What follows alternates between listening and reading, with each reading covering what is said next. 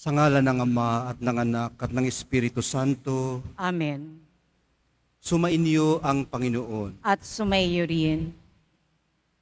Mga kapatid, aminin po muna natin ang ating mga kasalanan upang tayo po'y maging marapat gumanap sa banal na pagdiriwang. Inaamin ko Sa makapangyarihang Diyos at sa inyo mga kapatid, na lubha akong nagkasala sa isip, sa salita, sa gawa, at sa aking pagkukulang. Kaya isinasamo ko sa mahal na Birheng Maria, sa lahat ng mga anghel at mga banal, at sa inyo mga kapatid, na ako ipanalangin sa Panginoong ating Diyos. kaawaan tayo ng makapangyarihang Diyos, patawarin sa ating mga kasalanan at patnubayan sa buhay na walang hanggan. Amen. Panginoon, kaawaan mo kami. Panginoon, kaawaan mo kami. Kristo, kaawaan mo kami. Kristo, kaawaan mo kami. Panginoon, kaawaan mo kami. Panginoon, kaawaan mo kami. Manalangin tayo. Ama naming makapangyarihan, lagi mong dinudulutan ng mga bagong uliran sa kagitingan ang iyong sambayanan. Ipagkaloob mong sa diwa ng Obispong si San Alfonso Maria na nagmamalasakit sa kapwa, aming matapat na masunod ang kanyang mga yapak upang makamta namin sa langit ang tinamuniyang gantimpala sa pamamagitan ni Hesukristo kasama ng Espiritu Santo magpasawalang hanggan. Amen. Magsiupo muna ang lahat. Pagbasa mula sa aklat ni Propeta Jeremias. Sinabi sa akin ng Panginoon, magpunta ka sa bahay ng magpapalayok at may ipahahayag ako sa iyo. Nagpunta naman ako at dinatnang ko ang magpapalayok sa kanyang gawaan. Nakita kong kapag ang ginagawa niyang sisidlan ay nasira, minamasa niya uli ang luwad at hinuhugisan ng panibago.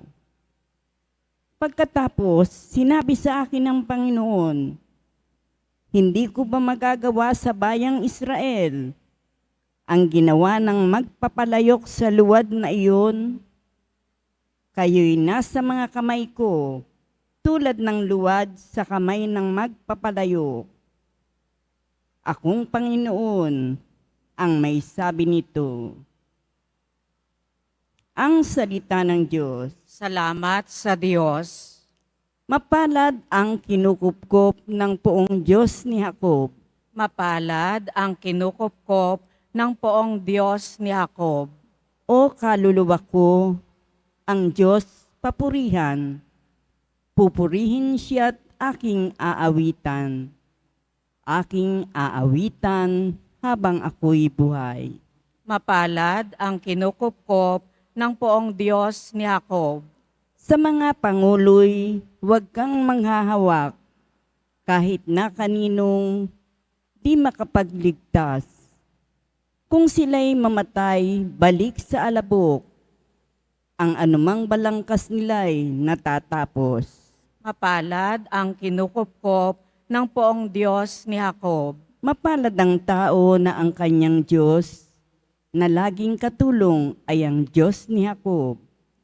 Sa Diyos na Panginoon umaasang lubos, sa Diyos na lumikha niyong kalangitan, ng lupa at dagat, at lahat ng bagay.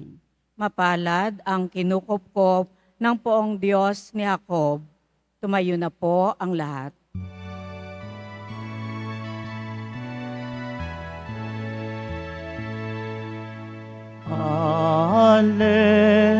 Alleluia, Alleluia,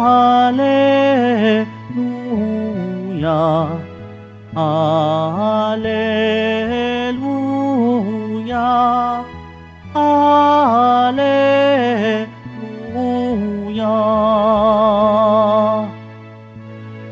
Kami iyong pangaralan upang aming matutuhan ang salitang bumubuhay. Alleluia, Alleluia, Alleluia, Alleluia.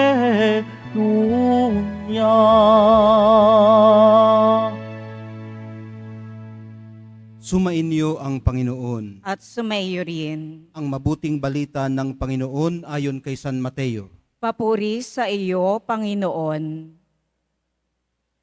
Noong panahong yun, sinabi ni Jesus sa mga tao, ang paghahari ng Diyos ay katulad din ng isang malaking lambat na inihagi sa dagat at nakahuli ng sari-saring isda. Nang mapuno ay hinila ito sa pampang, at naupo ang mga tao upang pagbukod-bukurin ang mga isda. Tinipon nila sa mga sisidlan ang mabubuti, ngunit itinapon ang mga walang kwenta. Gayon din ang mangyayari sa katapusan ng daigdig. Darating ang mga anghel at ihihiwalay ang mga makasalanan sa mga banal, at ihahagis ang mga makasalanan sa maningas na pugon. Dooy mananangis sila at magngangalit ang kanilang ngipin. Naunawaan ba ninyo ang lahat ng ito? Tanong ni Jesus. Opo, sagot nila. At sinabi niya sa kanila, kaya nga ang bawat eskriba na kumikilala sa paghahari ng Diyos ay tulad ng isang puno ng sambahayan na kumukuha ng mga bagay na bago at luma sa kanyang taguan. Nang masabi na ni Jesus ang mga talinghagang ito, siya'y umalis doon. Ang mabuting balita ng Panginoon. Pinupuri ka namin, Panginoong Heso Kristo. Magsiupo muna ang lahat.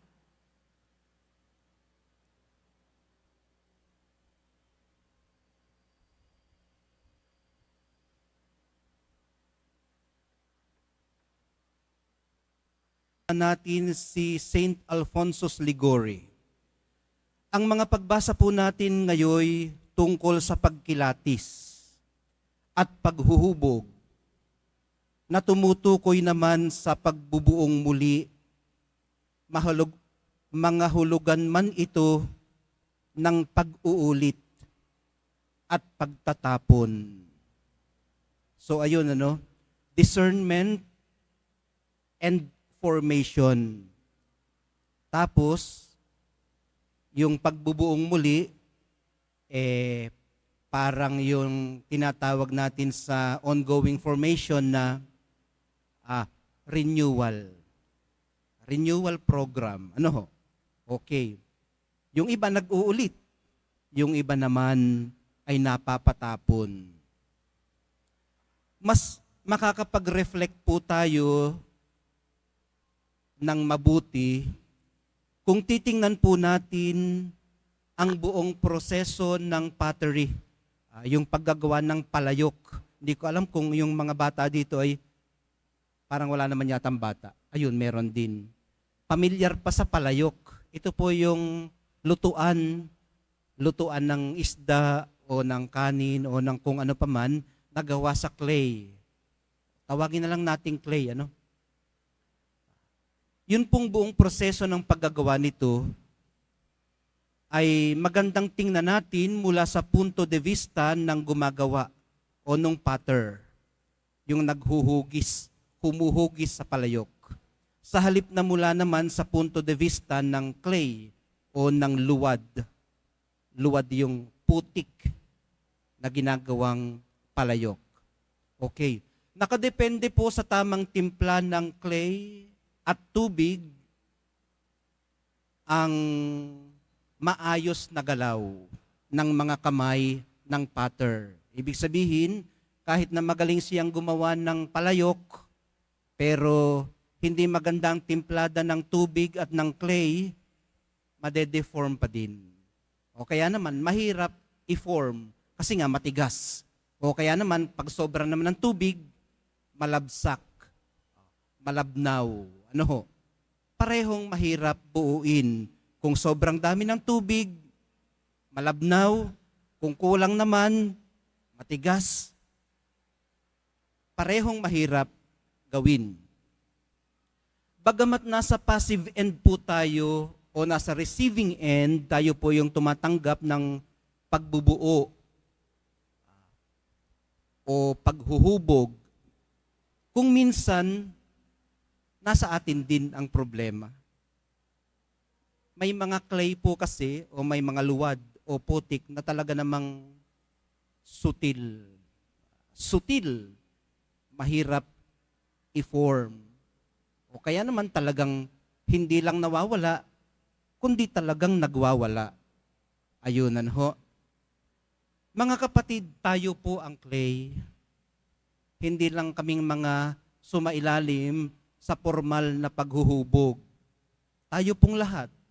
Itong ating pakikinig sa mga homilya, pagsisimba natin, paraan ng paghuhubog. At ang Diyos po ang ating tagahubog. Siya po yung potter.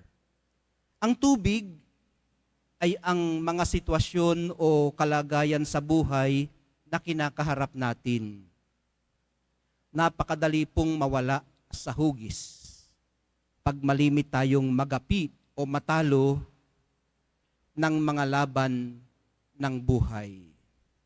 Sa mga laban ng buhay, pag malimit tayo ay dihado, madali pong mawala sa hugis. Kailangan po'y matutunan nating kumilatis. Ayun, kikilatis tayo. Pipili tayo. Alin ba ang tunay na nagbibigay kahulugan sa ating buhay? Yun ang ating pipiliin. At alin naman ang hindi? Mga pabigat lamang sa lambat at bangka ng buhay. Pwede na nating hindi piliin ang mga yun. Kaya lang, ang problema kung minsan, hindi naman natin talaga pinipili. Pero tayo ang pinipili ng mga pabigat sa bangka ng buhay. Dumadating sa atin. Hindi naman natin inimbitahan. Dumadating sa ating buhay. Intrusion o kaya uninvited guest, pero dumating. Paano po natin haharapin yung mga panghihimasok ng buhay sa atin na hindi natin inaasahan o hindi natin hiningi? Hindi na natin isusubo ang kasagutan sa katanungan ngayon. Maigi yung nagtitira ng kaunti sa imahinasyon. Pero alam nyo, binibigyan po tayo ni Propeta Jeremias at ni San Mateo ng kaunting idea sa maawaing paraan ng Diyos para sa pagsisimula nating muli. Sa paglalakbay po natin sa landas ng buhay, mga kapatid, kung minsan ay kinakailangan po nating humakbang ng maliliit at kung minsan naman ay ng malalaki. Kailangang lumundag tayo kung minsan, tinatawag natin na leap of faith.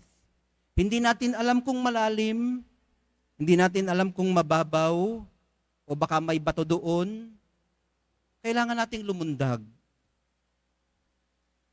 Sisikapin nating lumangoy sa buhay ng tayo lamang. At pag tayo nalulunod na, magkaroon nawa ng puwang sa ating kalooban, ang pananalig na baka naman makakayanan din natin. O kung hindi na natin kaya, hanggang liig na lang, lulubog na tayo, makaaasa siguro tayo na meron namang mag-aabot ng salbabida para sa ating kaligtasan. May mga lulundag din sa tubig para tayo ay sagipin. Ang kailangan lamang tayo ay tumaya, kumbaga. Pero parang hindi naman maganda yata sa tatay nga yung salitang yun, ano? Tataya. Parang sugal eh, ano? Pero pwede naman tayong tumaya sa buhay. Tumaya sa buhay. Pero pwede rin naman nating sabihin na pumunta lang tayo para magkaroon ng pagkakataon na makagawa sa atin ng kabutihan ang Diyos sa pamamagitan ng ating kapwa. Okay, so maliliit at malalaking hakbang sa buhay na kinakailangang tayo ang gumawa. Yun ho ang ating counterpart.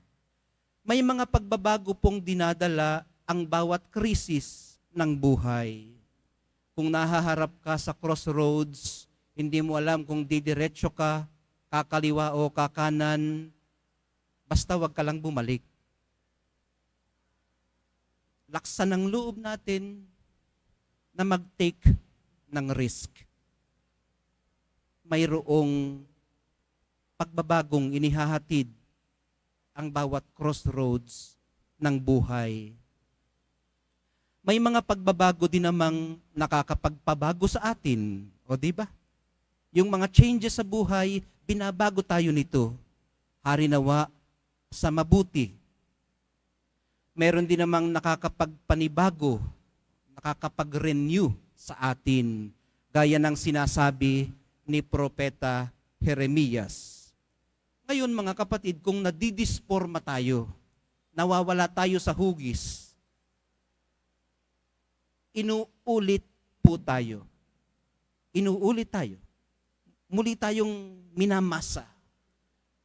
Sinusubukang bantuan ng tubig ng mga sitwasyon sa buhay na maaaring hindi pa natin nararanasan. At mula doon, tayo'y muling binubuo ng tagapaghugis ang Diyos po. So, sa konteksto pong ito, sa puntong ito, tayo pa rin yung clay. Siya pa rin ang potter. Pero hinuhubog niya tayong muli hanggang mabuo sa kung ano ang ninanais niya sa atin. Hindi po madali para sa atin ang pagde-deconstruct at pagre-reconstruct. Pero kailangan. Parang malupit ang epekto nito sa atin at ang dating nito sa atin ay biglaan. Kasi yung mga uninvited events sa ating buhay, hindi naman yan na-expect. Hindi mo mapapaghandaan. Biglaan yan. Maaaring akala natin tayo ang tama o nasa tama na tayo at mabuting isda tayo kasi nagsusumikap din naman tayong maging banal. Pero tayo pala kung minsan ang mali. At ang masamang isda na itatapon sa labas ng banyera sa kawalang kwenta.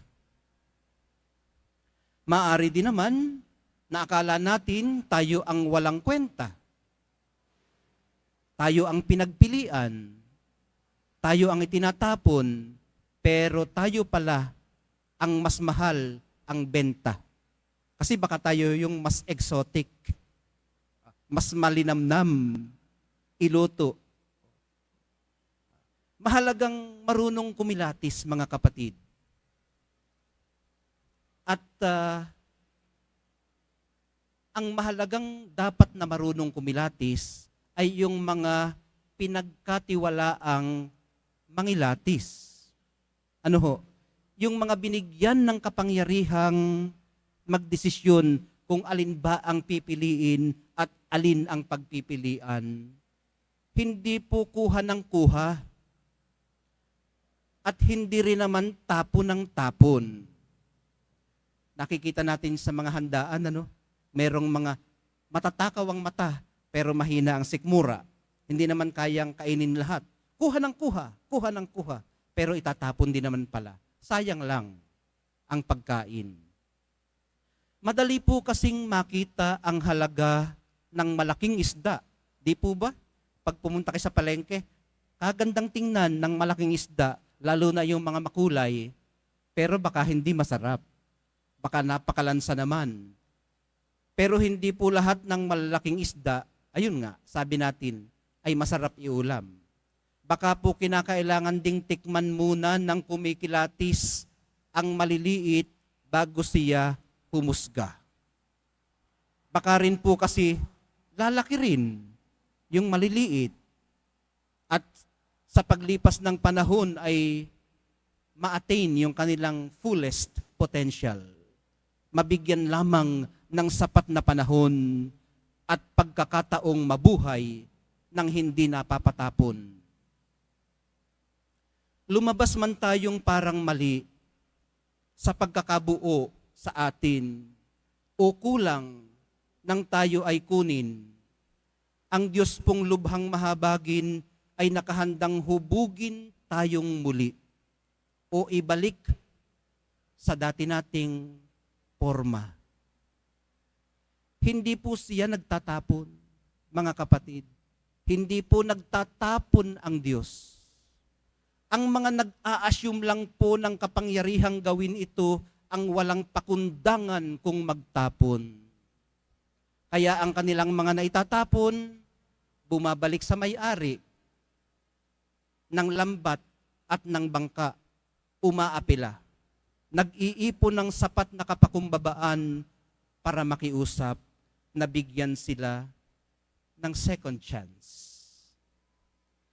Ito marahil ang susi para mabigyan ng sapat na panahon at tamang pagkakataon ang mga naitapon na para maabot natin ang kapunuan ng ating potensyal. Ang tinutukoy ko, mga kapatid, na susi ay yung pagnanais natin at kahandaan na muling maisaalang-alang, yung mai-reconsider at patuloy na mahubog. Hindi po natatapos ang paghuhubog. Inaayos pa po tayo ng Diyos. Nagsimula na siya sa atin. Hayaan po natin siyang magpatuloy. Wala po sa atin ang paghatol. Hinay-hinay po tayo sa paghusga kung alin ang mabuti at kung alin ang masama. Kanya po ang paghusga, hindi atin. Maturuan nawa tayo ng banal na Espiritu sa paraan ng pagkilatis. Tulungan nawa tayo ng banal na Eucharistia sa pag-abot ng kapunuan ng ating mga potensyal. Mahal na pong Jesus Nazareno, hubugin niyo po kami. Magsitayo na po ang lahat.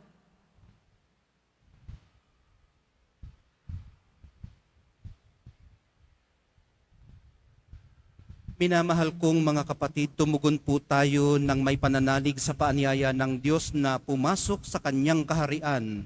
Buong kababaang loob tayong manalangin. Panginoon, gawin mo kaming karapat-dapat sa iyong paghahari. Panginoon, gawin mo kaming karapat-dapat sa iyong paghahari. Ang simbahan naway huwag tumigil sa pagpapahayag ng ebanghelyo sa lahat ng tao, dako, wika at kultura. Manalangin tayo. Panginoon, gawin mo kaming karapat-dapat sa iyong paghahari. Ang mga tao naway huwag manatiling sarado sa nakaugaliang kultura, bagkus mapayaman nila ang isa't isa sa kanilang pananampalataya kay Kristo. Manalangin tayo. Panginoon, gawin mo kaming karapat-dapat sa iyong paghahari. Ang mga walang-wala sa mundong ito, naway maging mga tagapagmana ng kayamanan ng kaharian ni Kristo. Manalangin tayo. Panginoon, gawin mo kaming karapat-dapat sa iyong paghahari. Ang mga pinanghihinaan ng loob dahil sa bigat ng kanilang mga pagsubok at karamdaman, naway huwag ipinid ang kanilang puso at bagkus palalim pa ang kanilang pananampalataya kay Kristo sa dinaranas nilang mga pagdurusa. Manalangin tayo. Panginoon, gawin mo kaming karapat-dapat sa iyong paghahari. Ang mga namatay, naway tanggapin sa kaharian ng langit. Manalangin tayo. Panginoon, gawin mo kaming karapat-dapat sa iyong paghahari. Sa sandaling katahimikan ng ating puso, ilapag po natin sa dambana ng mahal na pong Jesus Nazareno lahat nating personal na intensyon. Pati na po yung mga ipinagbilin sa atin ng ating mga mahal sa buhay sa pagsisimba natin dito sa Quiapo.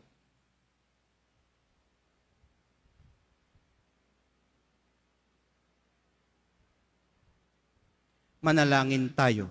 Panginoon, gawin mo kaming karapat-dapat sa iyong paghahari. Panginoong Diyos, makibahagi nawa kami sa iyong pag-ibig na bukas sa lahat. Tanggapin mo kaming lahat kasama ng aming mga kapatid, pati na lalo ng aming Panginoong Hesukristo, ngayon at magpasawalang hanggan. Amen. Magsiupo muna ang lahat.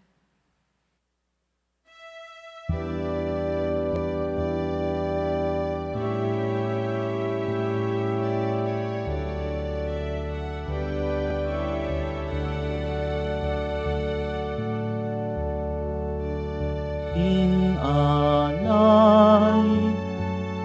sa'yo, Panginoon,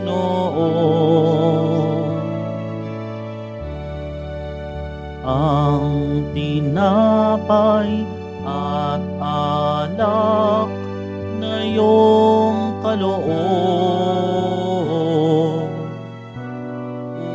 upang gunitain ang iyong buhay na inialay ng tayo'y magdiwang bilang isang sambayanan. Magsitayo na po ang lahat.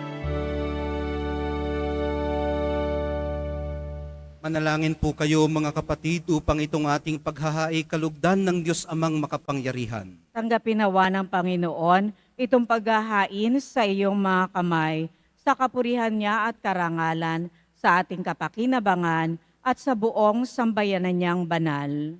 Ama naming lumikha, pag-alabin mo ang kalooban namin sa ningas ng iyong Espiritu na ipinagkaloob kay San Alfonso Maria para maipagdiwang ang paghahaing ito at sa pamamagitan nito ikaw ay mahandugan ng sariling pamumuhay bilang banal na alay sa pamamagitan ni Hesukristo kasama ng Espiritu Santo magpasawalang hanggan. Amen. Sumainyo ang Panginoon. At sumaiyo rin. Itaas sa Diyos ang inyong puso at diwa. Tinaas na namin sa Panginoon. Pasalamatan natin ang Panginoong ating Diyos. Marapat na siya ay pasalamatan.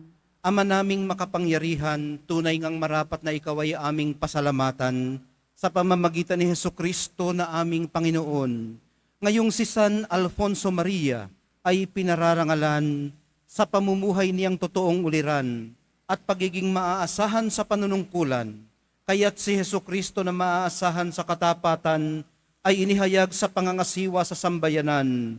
Ang malasakit ng mga ulirang tagapangasiwa noon ay nagpapatuloy magpahanggang sa ngayon sa mga panalangin kanilang iniuukol kaysa ng sambayanan mong dito'y natitipon.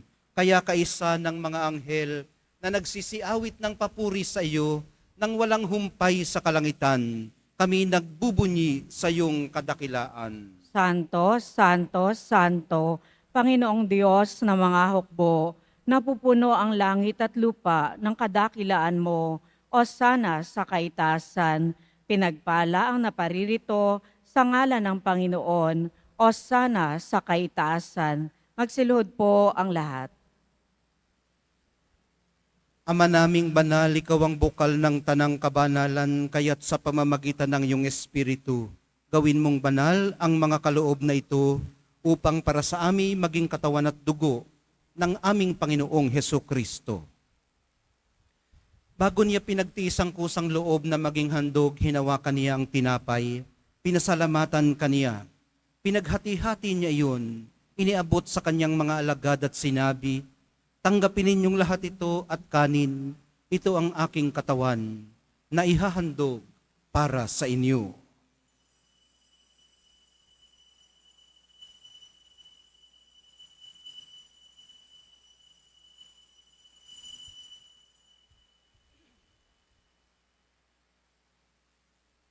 Gayon din naman noong matapos ang hapunan, hinawakan niya ang kalis. Muli kanyang pinasalamatan. Iniabot niya ang kalis sa kanyang mga alagad at sinabi, "Tanggapin ninyong lahat ito at inumin. Ito ang kalis ng aking dugo, ng bago at walang hanggang tipan. Ang aking dugo na ibubuhos para sa inyo at para sa lahat. Sa ikapagpapatawad ng mga kasalanan, gawin ninyo ito sa pag-alaala sa akin."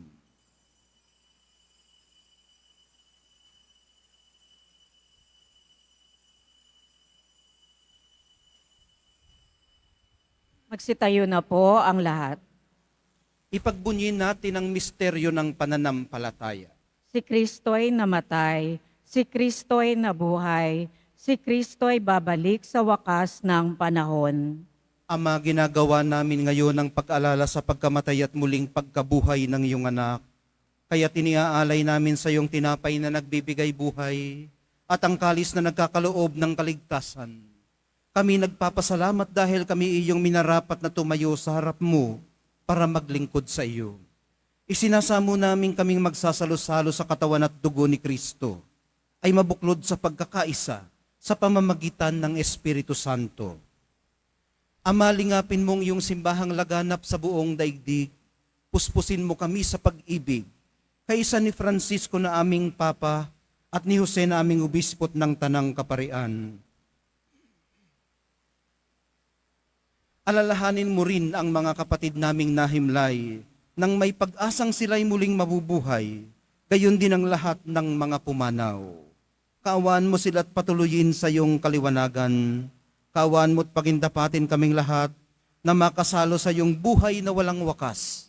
Kaisa ng mahal na Birheng Maria na ina ng Diyos, ng kabiyak ng puso niyang si San Jose, kaisa ng mga apostol, ni San Juan Bautista, at ng lahat ng mga banal, gaya ni Saint Alphonsus Ligori, na namuhay dito sa daigdig ng kalugod-lugod sa iyo. Maipagdiwang nawa namin ang pagpupuri sa ikararangal mo sa pamamagitan ng iyong anak na aming Panginoong Hesukristo. Sa pamamagitan ni Kristo kasama niya at sa Kaniya, ang lahat ng parangal at papuri ay sa iyo, Diyos Amang makapangyarihan, kasama ng Espiritu Santo, magpasawalang hanggan. Amen. Sa tagubili ng mga nakagagaling na utos at sa turo ni Jesus na Panginoon natin at Diyos, ipahayag po natin ng lakas loob. Ama namin, sumasalangit ka, sambahin ang ngalan mo, mapasa amin ang kaharian mo, sundin ang loob mo dito sa lupa para nang sa langit. Bigyan mo kami ngayon ng aming kakanin sa araw-araw at patawarin mo kami sa aming mga sala para ng pagpapatawad namin sa nagkakasala sa amin. At huwag mo kaming ipahintulot sa tukso at iadya mo kami sa lahat ng masama. Hinihiling po namin kami iadya sa lahat ng masama. Pagkalooban ng kapayapaan araw-araw, iligtas sa kasalanan at ilayo sa lahat ng kapahamakan. Samantalang aming pinananabikan ang dakilang araw ng pagpapahayag ng tagapagligtas naming si Hesukristo. Sapagkat iyo ang kaharian at ang kapangyarihan at ang kapurihan magpakailanman. Amen. Panginoong Hesukristo, sinabi mo sa iyong mga apostol, kapayapaan ang iniiwan ko sa inyo, ang aking kapayapaan ang ibinibigay ko sa inyo.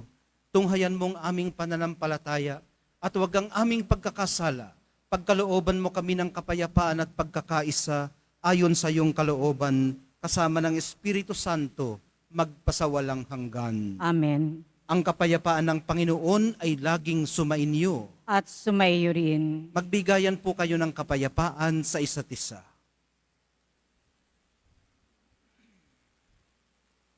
Kordero ng Diyos na nag-aalis ng mga kasalanan ng sanlibutan, maawa ka sa amin. Kordero ng Diyos na nag-aalis ng mga kasalanan ng sanlibutan, maawa ka sa amin. Kordero ng Diyos na nag-aalis ng mga kasalanan ng sanlibutan, ipagkaloob mo sa amin ang kapayapaan. Magsiluhod po ang lahat.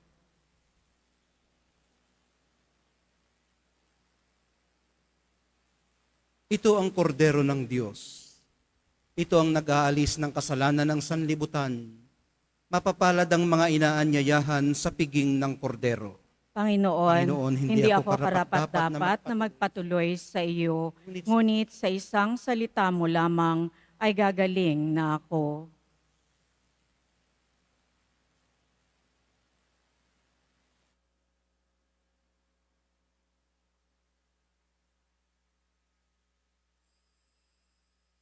Para sa lahat ng tatanggap ng banal na komunyon, sasagot po tayo ng amen pagkasabi ng pari o ng lay minister ng katawan ni Kristo at isubo agad sa bibig bago umalis sa harapan ng pari o lay minister. Sumunod po tayo.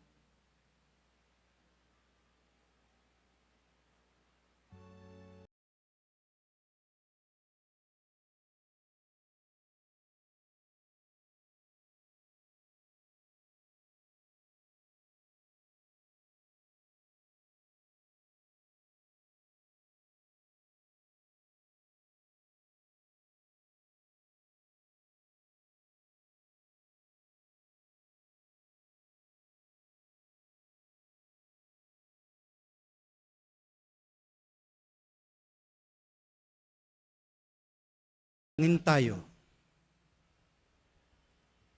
Ama naming mapagmahal, binigyan mo ng pagkakataon si San Alfonso Maria para matapat na gumanap at maglahad ng paghahain ng pakikinabang. Lagi nawa naming tanggapin ito at sa pagtanggap namin ay tumanaw kami ng utang na loob sa iyo sa pamamagitan ni Hesukristo kasama ng Espiritu Santo magpasawalang hanggan. Amen. Sumainyo ang Panginoon. At sumayo rin. Mahal na poong Jesus Nazareno, inihayag mo sa pamamagitan ng krus ang walang maliw na pag-ibig ng Diyos sa sangkatauhan. Pakinggan mo ang kahilingan ng iyong angkan na nagsusumamo sa iyo. Makamtanawa nila ang inyong katugunan at tanggapin ang kasagutan na may utang na loob na tinatanaw. Basbasan din po ninyo at pagpalain ang kanilang mga pinasasalamatan, idinadalangin at pinagsusumakitan sa araw-araw, pati na ang daladala nilang mga imahen at dasalan. Matagpuan din po nawa nila ang kanilang mga hinahanap. Sa pamamagitan ng bendisyon na ito, naway maalala nilang mga pangako nila noon sa binyag na ikaw ang kanilang iibigin at paglilingkuran bilang Panginoon, magpasawalang hanggan. Amen. At pagpalain kayong lahat at ang inyong pamilya at mga komunidad ng makapangyarihan at mapagmahal na Diyos, Ama, Anak, at Espiritu Santo. Amen. Naihandog na po natin ang banal na misa sa paglalakbay po natin sa buhay araw-araw, lumakad tayo sa liwanag, kapayapaan at pag-asa ng minamahal nating Nuestro Padre, Jesus Nazareno. Salamat sa Diyos.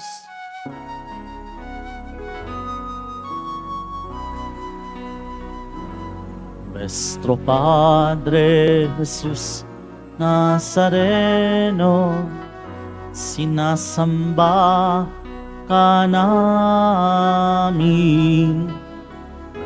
pinipintungo ka namin, aral mo ang aming buhay at kaligtasan. Nuestro Padre Jesus Nazareno, iligtas mo kami sa kasalanan. Ang krus mong kinamatayan ay sagisag ng aming kaligtasan. Nuestro Padre Jesus Nazareno, dinarangal ka namin. Nuestro Padre Jesus Nazareno, nilulwalhati ka namin.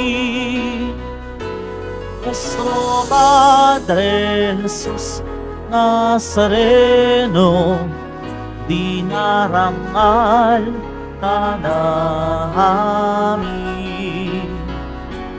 Nuestro Padre Jesus Nazareno, nilulwalhati ka namin.